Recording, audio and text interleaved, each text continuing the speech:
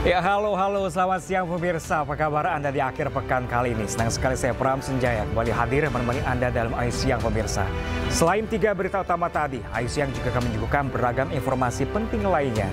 Dan Ayu Siang kali ini kami awali dari satu bangunan di kawasan 1000 Ruko Cengkareng, Jakarta Barat. Dini hari tadi ludes terbakar. Seorang penghuni ruko harus dievakuasi dengan digendong dari lokasi yang juga terendam banjir.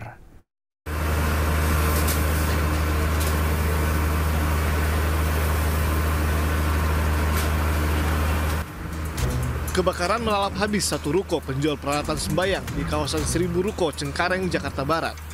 Api cepat membesar meski di tengah hujan yang melanda ibu kota sejak Jumat malam.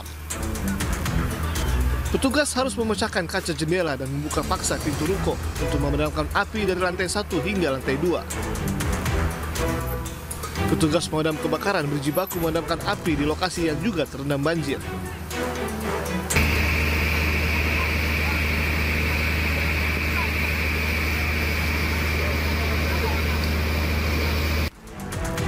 Sepuluh armada pemadam kebakaran dikerahkan ke lokasi dan berhasil memadamkan api dalam waktu 1 jam.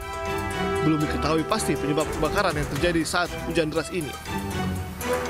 Saya jalan ke area tengah sini, nggak lama ada yang teriak minta tolong. Nah, akhirnya saya ke sana, itu di tetangga depannya itu ada yang minta tolong. Jadi saya samperin, katanya kebakaran. Saya nggak lama nyamperin rekan saya, langsung saya bangunin. Saya kira kebakarannya awalnya cuman nggak terlalu besar, katanya besar. Akhirnya saya udah dandru saya sama patrolinya. Berapa bangunan, Bang? Hah? Berapa bangunan yang terbakar? Satu pembangunan yang terbakar. Tidak ada korban jiwa maupun luka dalam kebakaran ini. Namun satu penghuni ruko yang sakit dievakuasi dengan cara digendong. Dari Jakarta, Rio Manik, iNews melaporkan. Sementara itu pemirsa, hujan deras yang mengguyur Jakarta sejak Jumat malam hingga dini hari tadi membuat jalan raya Tanjung Duren, Jakarta Barat terendam banjir. Ketinggian air yang mencapai 50 cm mengakibatkan sejumlah kendaraan pun mogok.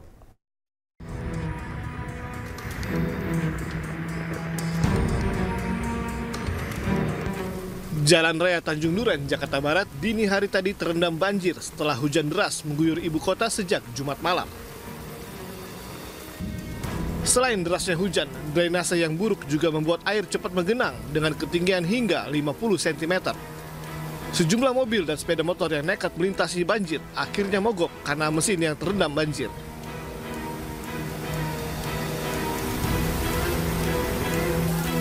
Sementara kendaraan lain memilih memutar arah mencari jalan yang tidak tergenang.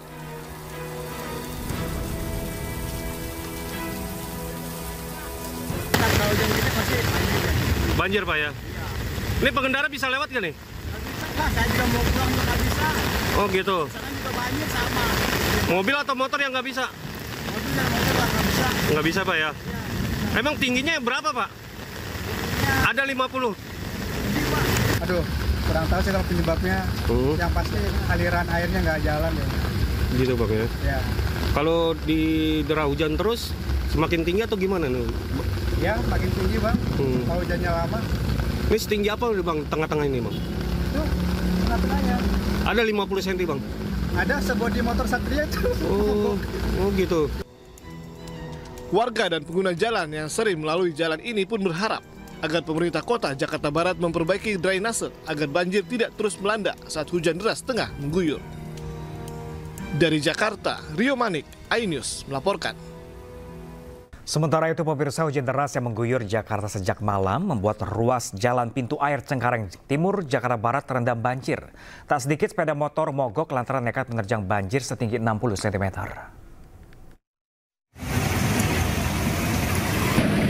Akses ruas jalan pintu air Cengkareng Timur, Cengkareng, Jakarta Barat alami kemacetan karena terendam banjir.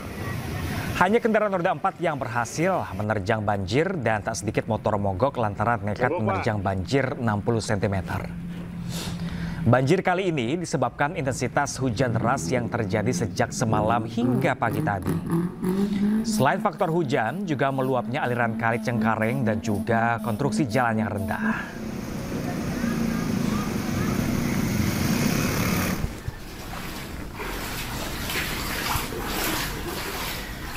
Ya, pemirsa, banjir juga berimbas pada permukiman warga di RT 009 RW 02 Rawabuaya, Cengkareng, Jakarta Barat. Meski terganggu, namun warga terpaksa harus menerobos banjir untuk bisa beraktivitas keluar rumah. Tak hanya akses jalan, namun tingginya debit air juga masuk ke dalam rumah warga. Warga pun memilih bertahan di rumahnya masing-masing dan hanya kendaraan mereka yang terlihat sudah dievakuasi ke daratan yang lebih tinggi.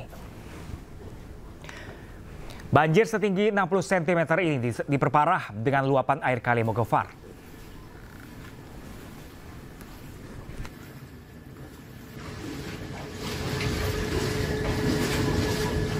Dari informasi lainnya pemirsa, 2 bocah perempuan kakak beradik di Makassar, Sulawesi Selatan disekap dan dianiaya oleh orang tua mereka. Keduanya diikat di kamar mandi dan tidak diberi makan selama 7 hari.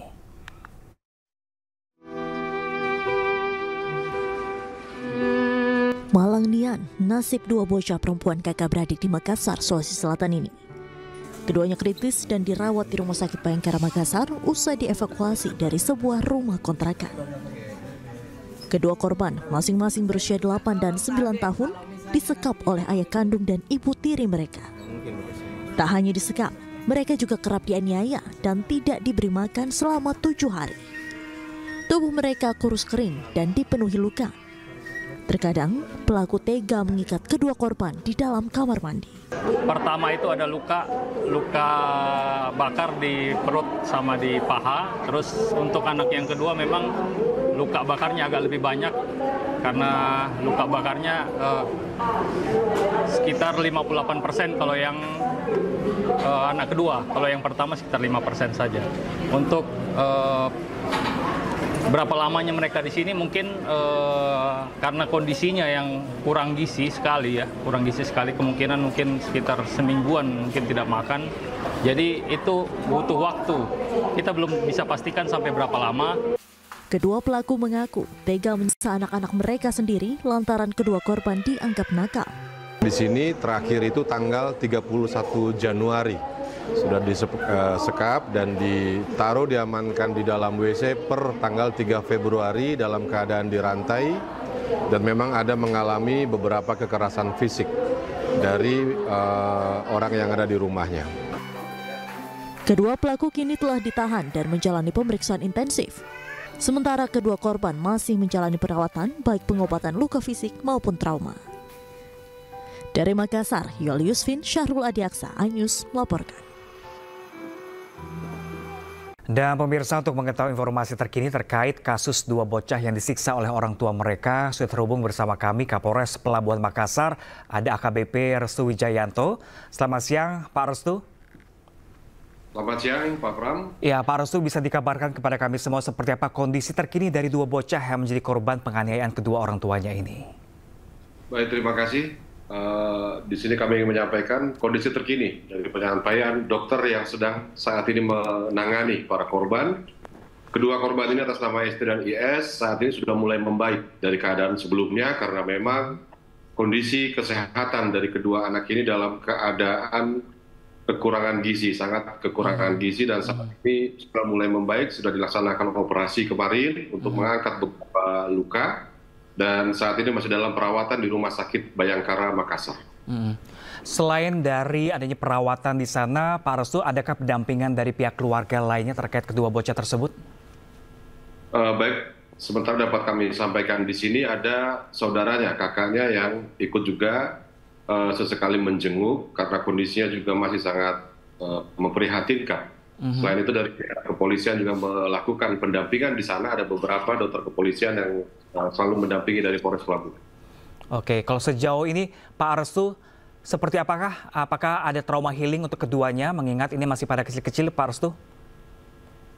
Benar sekali, jadi saat ini ada satu tim trauma healing dari Polres Pelabuhan Makassar dengan melibatkan beberapa polwan serta pendampingan untuk mengembalikan kondisi psikologis para korban kedua orang anak ini. Kami juga dalam waktu dekat untuk melibatkan dari Komisi Perlindungan Anak, sudah berkoordinasi juga dengan Dinas Sosial dan juga dari Pusat Pelayanan Terpadu Pemberdayaan Perempuan dan Anak. Oke, Pak Restu, kalau ini awal mulanya seperti apa Pak Restu akhirnya bisa diselamatkan dari penyekapan kedua orang tua? Berawal dari laporan masyarakat di hari Kamis, tanggal 6 Februari kemarin, Babin Kaptipmas, personil kami melaksanakan pengecekan, kemudian dengan tim Opsnal melakukan penggerebekan masuk ke dalam tempat yang diduga adanya penyekapan dan benar ditemukan di dalam WC. Ada 2 anak dalam keadaan sangat memprihatinkan yang disekap di dalam WC. Oke, ini laporan tersebut berasal dari mana Pak Restu? Apakah warga sekitar ikut melaporkan kejadian tersebut? Benar sekali Pak, jadi dari warga sekitar yang melaporkan langsung, mungkin karena mendengar ada suara-suara dan juga dari masyarakat sekitar menyampaikan bagaimana keprihatinan mereka untuk minta dipastikan apakah benar isu-isu yang beredar di dalam ada anak yang sedang disekap. Kalau motif kedua orang tuanya tega menganiaya kedua korban, kenapa Pak Restu? Jadi berdasarkan pemeriksaan sementara dari para terduga pelaku, mereka melakukan dan ada yang menyuruh melakukan untuk menyekap dan juga ada ditemukan rantai yang diikatkan ke mereka dengan maksud dan tujuan satu supaya anak-anak mereka ini tidak nakal, tidak keluar rumah karena sebelumnya mungkin sudah pernah ada permasalahan keluarga dan mereka menganggap anak-anak yang nakal ini harus dihukum dan segera disekap untuk tidak membuat permasalahan di luar rumah. Oke, kalau tadi Pak Restu bilang ada yang menyuruh, siapakah pihak yang menyuruh kedua orang tuanya Pak Restu? Betul, jadi yang menyuruh bahkan orang tuanya sendiri, menyuruh kakak adiknya, jadi mereka total ada 7 bersaudara. Jadi kedua orang tuanya ini ada bapak kandungnya dan juga ada ibu tirinya. Mereka menyuruh kakak tertuanya, saat ini kakak tertuanya di umur 15 tahun, dan juga ada kakak yang nomor 2 tertua, umurnya kurang lebih 16 tahun. Mereka yang disuruh oleh orang tuanya melakukan penyekapan atau mengunci di dalam kamar mandi. Ya, kemudian ancaman hukuman untuk kedua orang tua seperti apa Pak Restu? Bila kita lihat, nanti kami akan tetap gelar perkara terhadap kasus yang sedang berjalan ini. Kita akan terapkan di situ Undang-Undang Nomor 35 Tahun 2014, perubahan atas Undang-Undang Nomor 23 Tahun 2002 tentang perlindungan anak.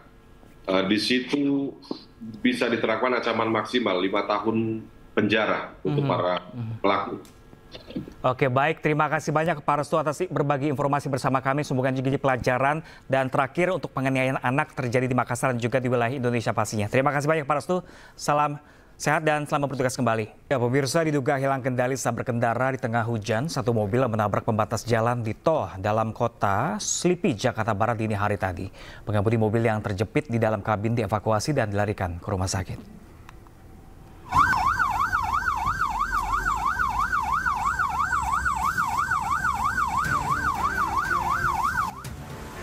Petugas patroli jasa marga bersama polisi mengevakuasi seorang pengemudi mobil yang terjepit di dalam kabin yang ringsek usai menabrak pembatas jalan tol dalam kota kilometer 11 Slipi, Jakarta Barat, Jumat malam. Setelah berhasil dikeluarkan, korban yang terluka parah langsung dilarikan ke rumah sakit Pelni untuk penanganan medis lebih lanjut.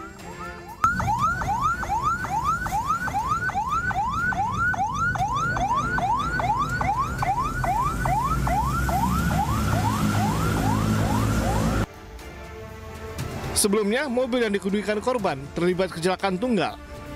Posisi mobil melintang dan ringsek pada bagian kap depan hingga membuat korban terjepit. Korban diketahui melaju dari arah Slipi menuju Tomang. Diduga korban hilang kendali saat melaju dengan kecepatan tinggi dan jalanan licin karena diguyur hujan. Belum dipastikan soalnya langsung dibawa ke rumah sakit korbannya. Oh, tapi dalam keadaan ngebut apa tadi gimana? Belum tahu, soalnya kita ke TKP udah posisinya langsung di kanan mobilnya. Tapi posisinya mobilnya hancur bang? Betul. Mobilnya hancur? Betul. Dugaan sebenarnya kecepatan tinggi apa gimana bang? Kira-kira di atas 60 lah. Mobil korban yang ringsek kemudian dibawa ke unit Laka Lantas Polres Metro Jakarta Barat untuk pemeriksaan lebih lanjut. Dari Jakarta, Rio Manik, iNews melaporkan. Sementara itu, pemirsa, Satreskrim Polres Metro Jakarta Utara membongkar praktik pengoplosan gas 3 kg menjadi gas 12 kg di kawasan Kelapa Gading, Jakarta Utara dengan omset mencapai miliaran rupiah. Polisi mengamankan seorang pelaku dan ratusan tabung gas.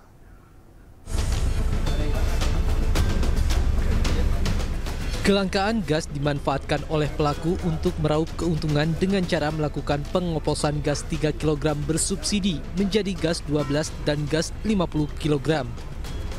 Satuan Reserse Kriminal Khusus Polres Metro Jakarta Utara membongkar praktik pengoplosan gas bersubsidi di kawasan perumahan Kelapa Gading, Jakarta Utara. Dalam penggerbekan, polisi mengamankan 220 tabung gas 12 kg, 82 tabung gas 50 kg, dan 70 tabung gas 3 kg, serta seorang pelaku pengoplosan. Menurut Kapolres Jakarta Utara, Kombes Pol Ahmad Fuadi mengatakan, jika pelaku sudah melakukan pengoplosan sejak tahun 2023 dengan mengambil keuntungan sebesar Rp400.000 dalam satu tabung yang dijual. Beberapa tabung gas LPG yang diduga telah disalahgunakan dengan cara mencampurkan gas bersubsidi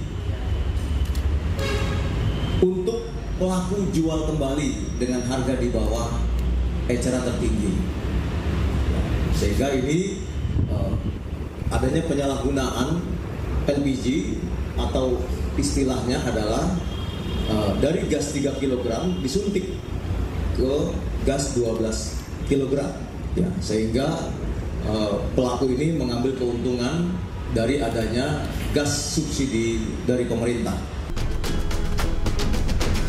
Hingga kini guna pengembangan lebih lanjut, penyidik masih melakukan pemeriksaan terhadap seorang pelaku berinisial ACS yang terancam hukuman 6 tahun penjara dan denda sebesar Rp60 miliar. Dari Jakarta, Sofian Firdaus, iNews melaporkan. Ya, pemirsa, polisi menangkap 2 orang pelaku pembuatan rekening bank yang menggunakan data orang lain dengan bantuan aplikasi kecerdasan buatan atau artificial intelligence. Para pelaku menggunakan rekening tersebut untuk transaksi di toko online.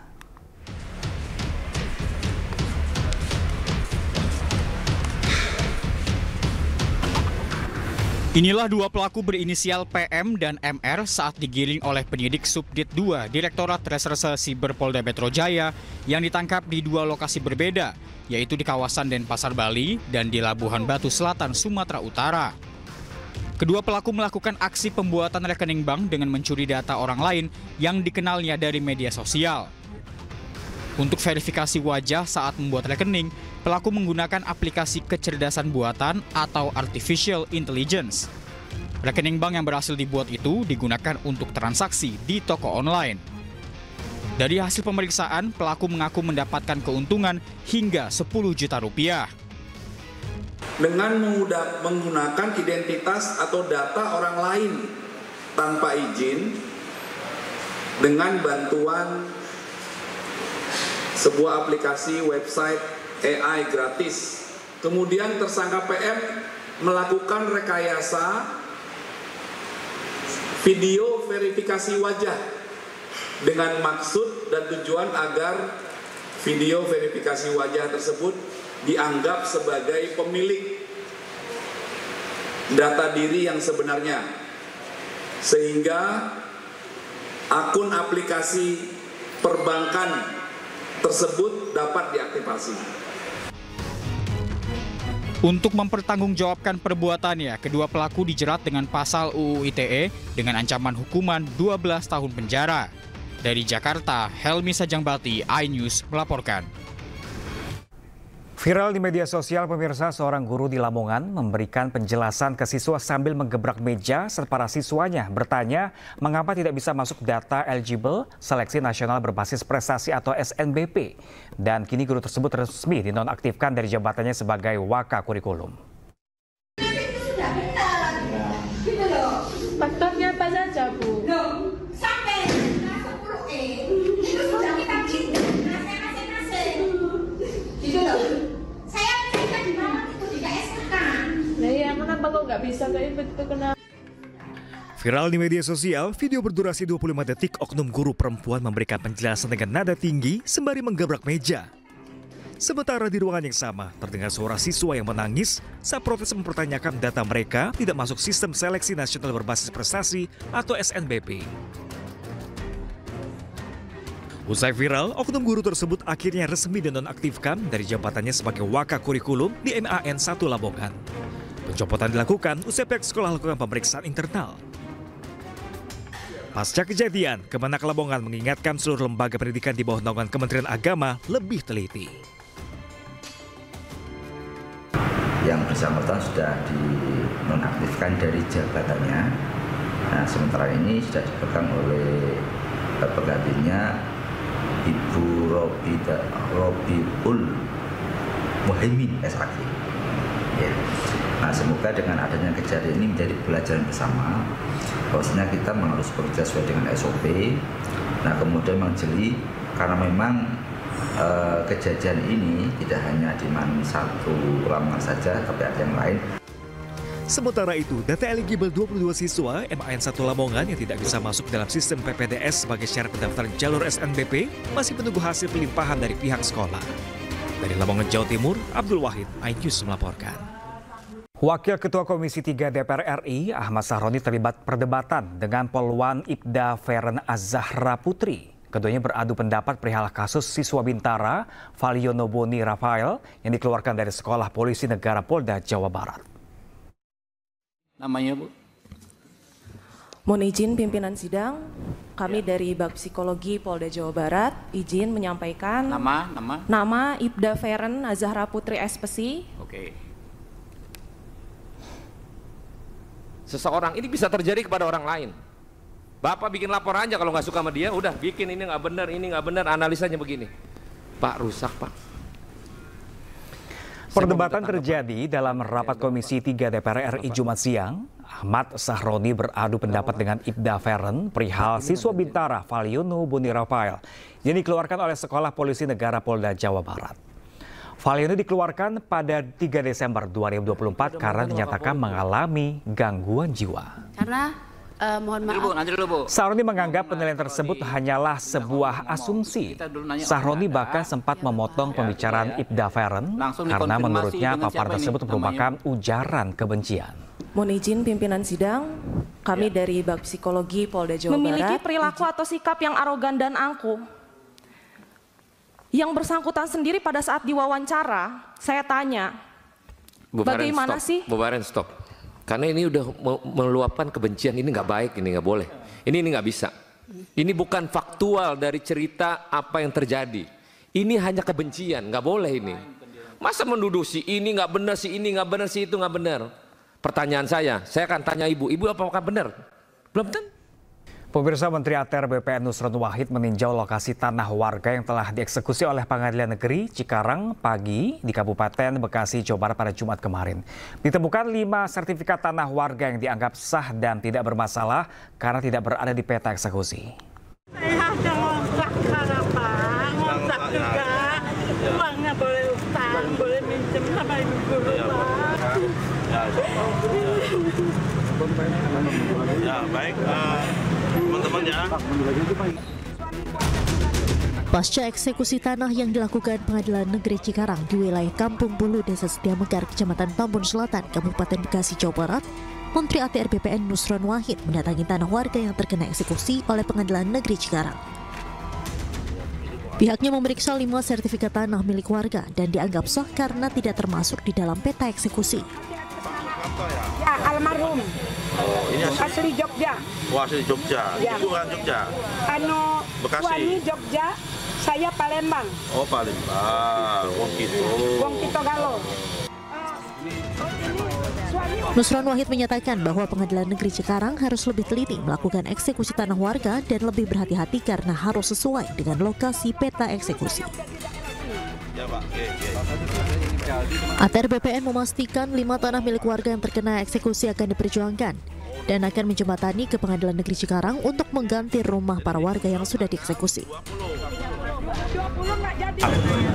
Ini di mata BPN sah, ya, sekali lagi masih sah, meskipun sudah ada keputusan MK.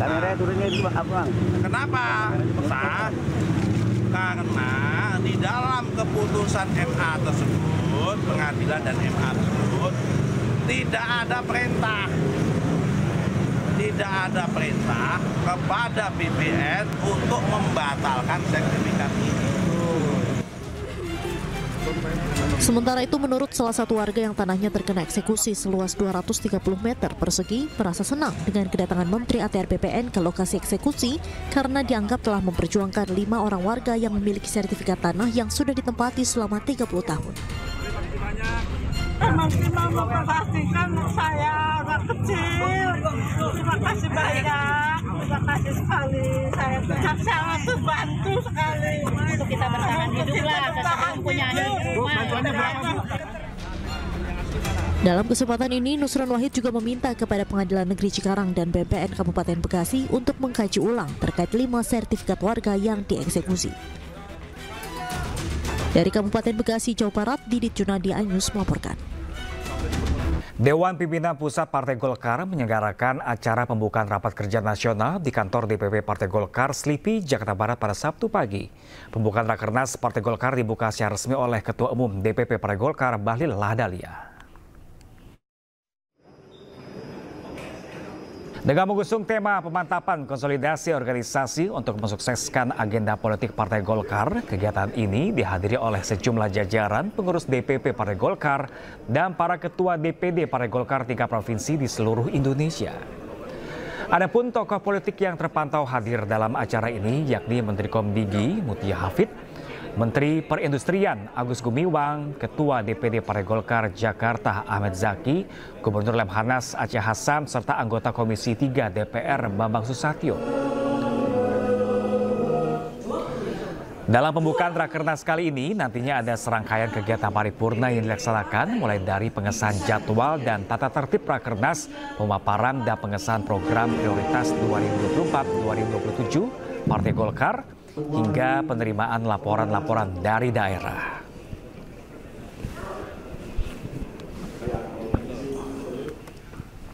Sementara itu, pemirsa, Kejaksaan Agung menetapkan Dirjen Anggaran Kementerian Keuangan Isah Rahmawatar sebagai tersangka kasus korupsi Jiwasraya. Kejagung akan menahan Isah selama 20 hari ke depan di Rutan Salemba. Kejagung menyatakan berdasarkan laporan pemeriksaan dan investigasi, Isah Rahmawatar merugikan keuangan negara atas pemulihan keuangan pada PT Jiwasraya tahun 2008 hingga 2018 sejumlah 16,8 triliun rupiah. Penyidik telah menemukan bukti yang cukup terkait keterlibatan Isah yang pada saat itu menjabat sebagai Kabiro Asuransi pada Bapepam LK periode 2006-2012. Setelah ditetapkan sebagai tersangka, Isah ditahan di Rutan Salemba cabang Kejagung untuk pemeriksaan lebih lanjut. Hari ini dilakukan pemeriksaan secara maraton kepada yang bersangkutan dalam kapasitasnya sebagai saksi. Dan setelah pemeriksaan sebagai saksi, penyidik setelah melakukan gelar perkara menemukan adanya peran perbuatan dari yang bersangkutan dalam perkara ini, sehingga oleh penyidik menyatakan yang bersangkutan sebagai tersangka. Dan setelah dilakukan pemeriksaan terhadap yang bersangkutan sebagai tersangka, penyidik juga berketetapan untuk melakukan penahanan terhadap yang bersangkutan. Mantan Kasat Reskrim Polres Jakarta Selatan AKBP Bintoro dipecat dari keanggotaan Polri karena diduga terlibat dugaan suap dalam penanganan kasus pembunuhan dan pemerkosaan. Selain AKBP Bintoro, rekannya AKBP Gogo Galsung disangsi demosi atau penurunan jabatan selama 8 tahun. Yang sudah diputuskan tadi 1181 dengan 8 tahun demosi dan PTDH. Nah, yang menarik memang uraiannya. Jadi uraian terus perannya apa, ya, termasuk juga yang non anggota kepolisian, di mana konteksnya, kapan memberinya dan sebagainya. Sehingga memang kalau ditanya apakah ini pemerasan, apakah ini lebih dekat kepada penyuapan, sepertinya lebih dekat pada penyuapan. Pada titik-titik tertentu, bahkan ketika momentumnya selesai, baru ada pemberian. Jadi kalau pemerasan kan diperas dulu baru jalan. Ini enggak, ini jalan terus dikasih gitu. Jadi ada pertemuan, ada macam-macam. Dari yang 3 yang sudah diputuskan, AKBP GG sama Ibda ND itu demosi 8 tahun, terus Patsus 20 hari, ya demosi dengan tidak boleh ditaruh di tempat penegakan hukum. Masih di Adi Siang bersama saya Reza Siregar. Pemirsa, akibat cuaca buruk, sebuah kapal tanker mengalami kebocoran usai terhantam ombak dan bergeser menabrak tanggul di perairan Jakarta Tanjung Priuk, Jakarta Utara. Sebanyak 18 orang kru kapal berhasil dievakuasi petugas gabungan ke kapal Bakamla.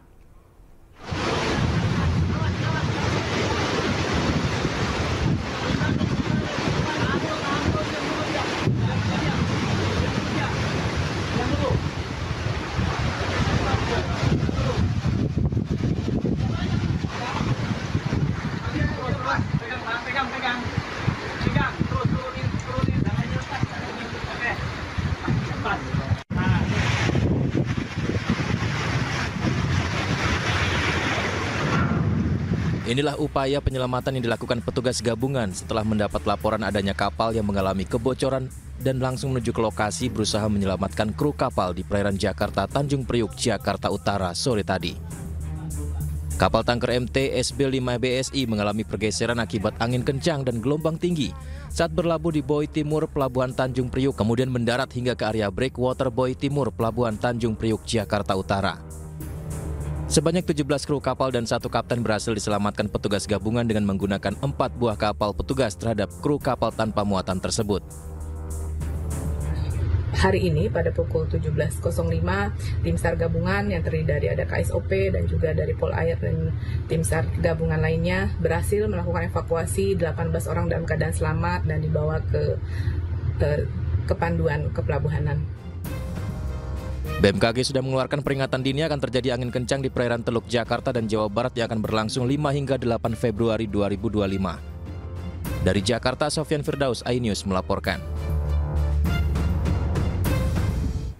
Banjir hampir 1 meter merendam kawasan underpass Matraman, Senen, Jakarta Pusat pada Sabtu pagi. Akibatnya arus lalu lintas dari arah Menteng menuju Matraman sempat ditutup total.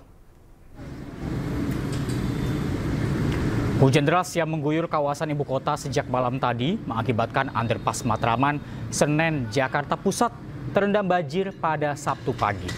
Banjir dengan ketinggian hampir 1 meter membuat arus lalu lintas dari arah Menteng menuju Matraman sempat ditutup total lantaran tak ada satupun pengendara yang bisa melintas. Menggunakan 2 unit pompa, petugas gabungan langsung berjibaku melakukan penyedotan air yang merendam underpass. Selain curah hujan yang tinggi, banjir juga diakibatkan lantaran kurang optimalnya fungsi pompa yang berada di underpass Matraman.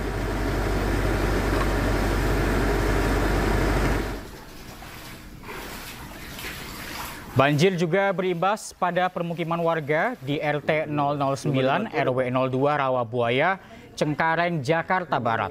Meski terganggu, namun warga terpaksa harus menerobos banjir untuk bisa beraktivitas keluar rumah. Warga memilih bertahan di rumahnya masing-masing dan hanya kendaraan mereka yang terlihat sudah dievakuasi ke daratan yang lebih tinggi. Banjir setinggi 60 cm ini pemirsa diperparah dengan luapan air kali Mukervart. Data dari BPBD DKI Jakarta, ada sekitar 11 RT dan 4 ruas jalan di Jakarta Barat yang terendam banjir.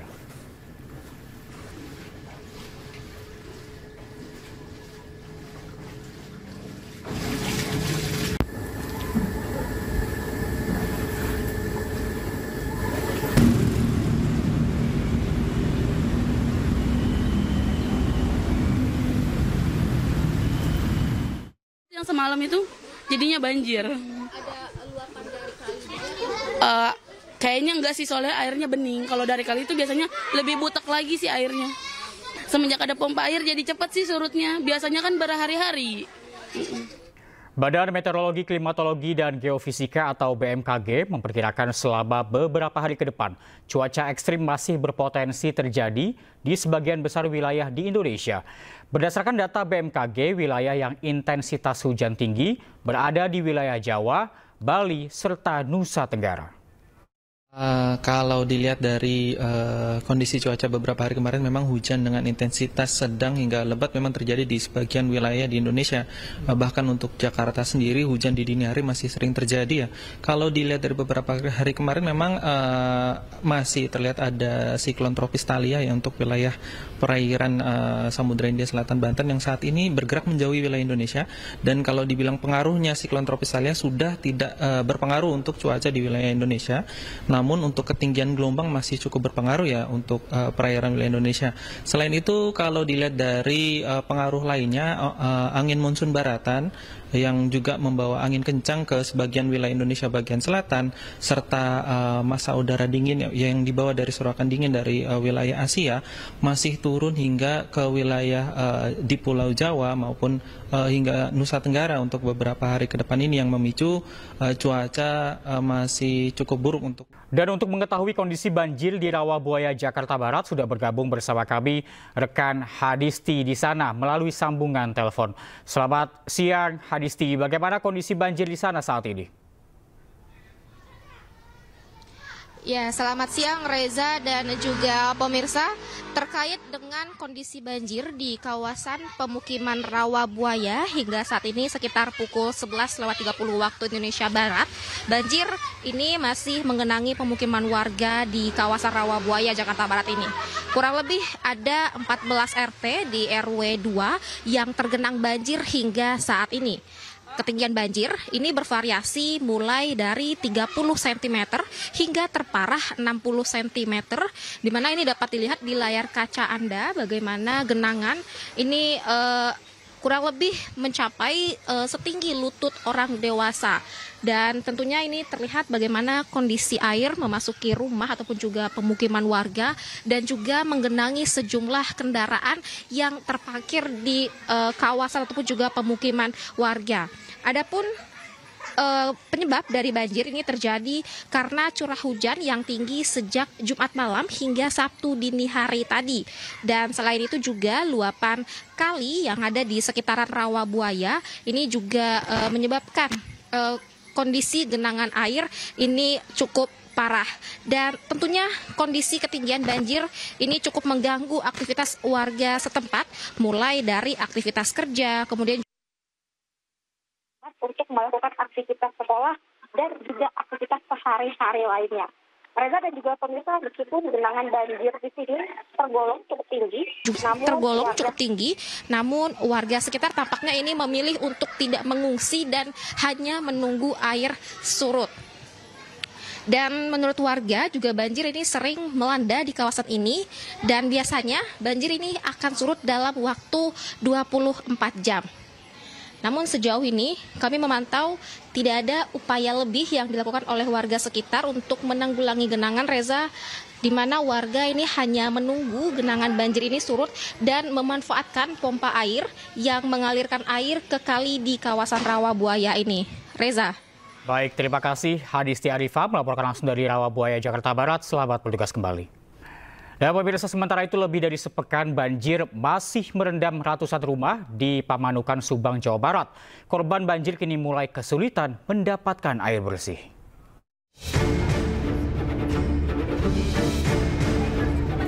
Meluapnya Sungai Kalemsema membuat 600 rumah warga di Desa Mulyasari, Kecamatan Pamanukan, Subang terendam banjir. Banjir kali ini merupakan yang ketiga kalinya sejak 10 hari terakhir. Meskipun banjir kini mulai surut, namun warga telah kesulitan mendapatkan air bersih. Warga terpaksa mencuci pakaian di genangan banjir di depan rumahnya. Cuci piringnya pakai air ini, nggak ada air bersih apa gimana? Nggak ada. Udah berapa hari ini di sini gini? Udah lama. Teteh nggak ngungsi? Enggak, nanti ngungsinya. Sementara bantuan dari pemerintah kini mulai turun. Bantuan diserahkan ke tiap rumah korban banjir oleh petugas desa dan BPBD Subang. Pihak BPBD Subang mengimbau kepada korban banjir agar tetap tenang dan tidak panik. Dari Subang, Jawa Barat, Yudi Herawan Juanda, iNews melaporkan. Kita beralih ke informasi lain, pemirsa. Kakor Lantas Polri Brigjen Polisi Agus Suryo Nugroho melakukan survei jalur mudik Lebaran 2025. Masih terdapat jalan berlubang yang bisa berpengaruh pada arus mudik balik mendatang, terlebih saat dilakukan lajur satu arah di ruas tol Trans Jawa.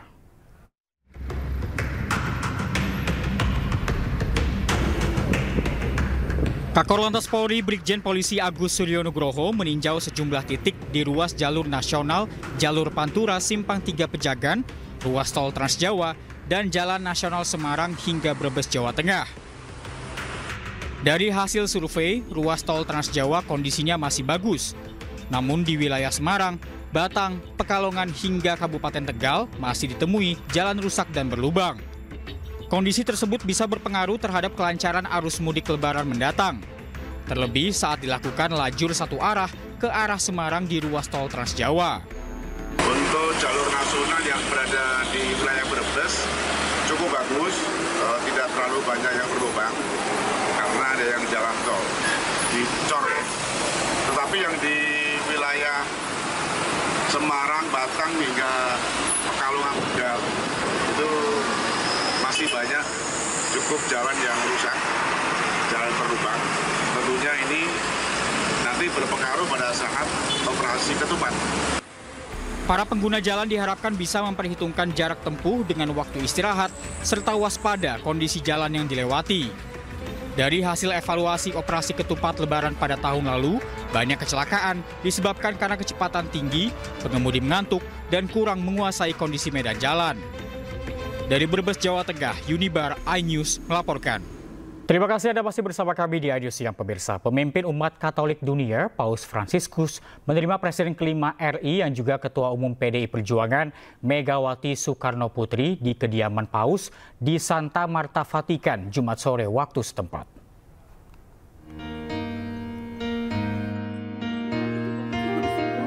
Megawati ditemani Ketua DPR RI Puan Maharani, didampingi putra tertuanya Muhammad Rizky Pratama, Ketua DPP PDIP Bidang Luar Negeri Ahmad Basarah, dan Gubernur Sulawesi Utara Oli Dondo Kambe. Mengutip pernyataan Sekretaris Sri Paus, Ahmad Basarah menjelaskan, Megawati merupakan tamu luar negeri pertama yang diterima Sri Paus langsung di kediamannya. Meski dalam kondisi kurang sehat, Paus Fransiskus tetap menyempatkan diri bertemu dengan Megawati Soekarno Putri. Dalam pertemuan yang berlangsung hangat ini, Megawati juga memberikan lukisan Bunda Maria berkebaya kepada Sri Paus.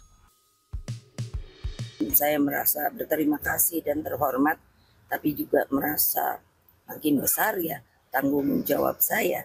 Karena bagaimana anak-anak kita itu sebetulnya tidak seperti sekarang kalau dilihat dari media, bagaimana anak-anak itu tidak mendapat perlindungan yang baik dari sisi mereka hidup, dari sisi mereka untuk mendapatkan pendidikan dan lain sebagainya. Tidak hanya itu, selain membahas Pancasila dan semangat gotong royong, isu tentang pemanasan global juga jadi topik pembicaraan. Disampaikan oleh Ketua DPP PDIP Bidang Luar Negeri Ahmad Basarah yang mendampingi Megawati ketika bertemu dengan Sri Paus di kediamannya. Megawati menyampaikan salam hangat dari rakyat Indonesia kepada Sri Paus yang pernah datang ke Indonesia beberapa waktu yang lalu. Dan Megawati juga menyampaikan bahwa rakyat Indonesia berharap Sri Paus bisa datang kembali ke Indonesia. Sementara itu, Sri Paus membalas sangat berterima kasih dan mengapresiasi kedatangan Megawati Soekarno Putri dan menyambut hangat salam dari warga Indonesia dan menyebut warga Indonesia sebagai beautiful people. Saya Gede Satria dari Vatikan, iNews melaporkan. Patrick Kluivert terus mempelajari kebiasaan khas Indonesia saat dirinya menjadi pelatih timnas. Bersama para asisten pelatih, Kluivert menyantap masakan khas Sumatera Barat menggunakan tangan meski tampak canggung.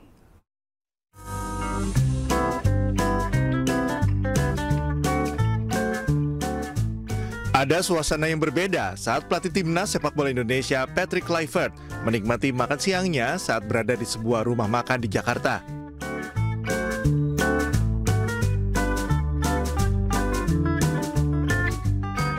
Saat menyantap masakan Padang bersama para asisten pelatih seperti Alex Pastoor, Denny Lanzat, dan Gerard van den Berg, mantan pemain timnas Belanda berusia 48 tahun ini nampak tidak memakai sendok dan memilih menggunakan tangan saat menyantap makanan khas Sumatera Barat ini. Tak hanya Kluivert, Lanzat, Pastoor, dan van den Berg juga menggunakan tangannya saat makan meski nampak canggung. Hanya Lanzat yang terlihat luas makan memakai tangan karena memang dirinya memiliki darah keturunan Indonesia. Kluivert memang sepertinya terus mempelajari kebiasaan khas Indonesia saat dirinya menjadi pelatih timnas. Sebelumnya, Kluivert sempat menggunakan peci saat diperkenalkan secara resmi oleh PSSI beberapa waktu lalu. Anda masih bersama kami di iNews Siang, pemirsa. Seekor ular sanca kembang yang kerap memangsa hewan peliharaan di Bekasi, Jawa Barat ditangkap warga. Ular dengan panjang 3 meter tersebut langsung dibawa ke habitat aslinya yang jauh dari permukiman warga.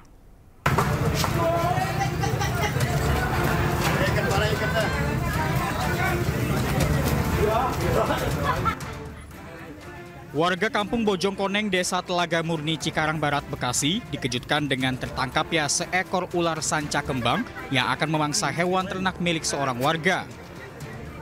Ular sanca kembang dengan panjang hampir 3 meter itu ditangkap oleh warga dengan alat seadanya dan dimasukkan ke dalam sebuah karung. Sebelumnya, hewan peliharaan warga banyak yang hilang, seperti ayam, bebek, dan hewan lainnya. Namun baru kali ini warga berhasil menangkapnya. Pinggir kali bebek bunyi-bunyi, nggak taunya dimakan ular, dililit ular. Emang udah spontan itu mana kita tangkep. Ada yang bantuin nggak bang itu tadi? Ada itu teman tadi, 1 orang. Emang udah sering kejadiannya bang itu ya, bebek? Sering pada makan banyak binatang yang pada di pinggir kali. Bebek, entong, ayam. Rencananya, ular sanca tersebut akan dikembalikan ke habitat yang jauh dari permukiman warga agar hewan peliharaan warga tidak kehilangan lagi. Selain itu, juga menjaga keselamatan warga agar tidak dimangsa oleh ular sanca tersebut. Dari Kabupaten Bekasi, Jawa Barat, Didit Junaidi, iNews melaporkan.